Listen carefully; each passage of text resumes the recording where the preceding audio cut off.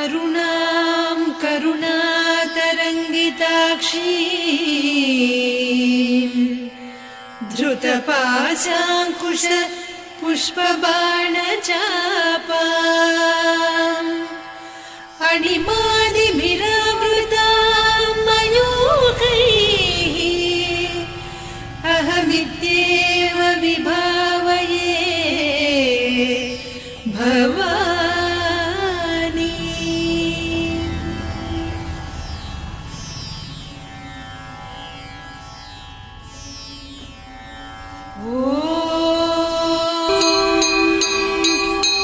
श्रीमाता श्रीमहाराज्ञी श्रीमत्सिंहासनेश्वरी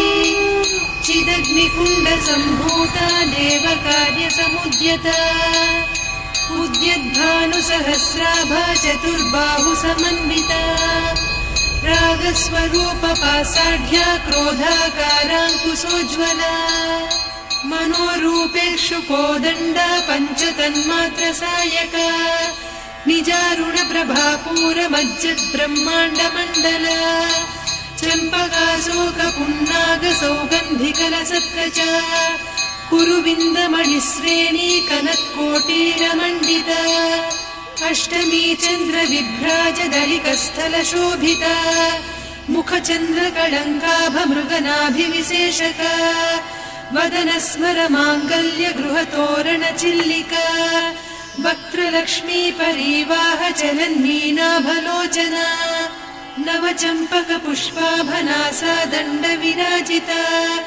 ताराकान्तितिरस्कारिनासाभरणभासुरा कदम्बमञ्जरी क्लुप्तकर्णपूरमनोहरा ताटङ्कयुगलीभूततपनोडुपमण्डला पद्मरागशिरादर्श परिभाविकपोलभूः नवविद्रुमबिम्बश्रीन्यक्कारिरदनच्छदा शुद्धविद्याङ्कुराकार द्विजपङ्क्तिद्वयोज्ज्वला कर्पूरवीटिकामोदसमाकर्षि दिगन्तरा निजसल्लापमाधुर्य विनिर्भर्त्सितकच्छपि मन्दस्मितप्रभापूरमज्जत्कामेशमानसा अनाकलितसादृश्य चिबुकश्रीविराजिता कामेशबद्धमाङ्गल्यसूत्रशोभितकन्धरा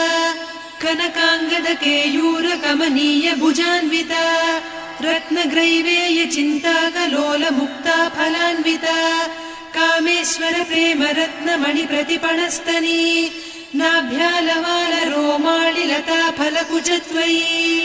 लक्ष्यरोमलताधारतासमुन्नेय मध्यमा स्तनभारदळन्मध्यपट्टबन्धवळित्रया अरुणारुणकौसुम्भवस्त्रभास्वत्कटीतटी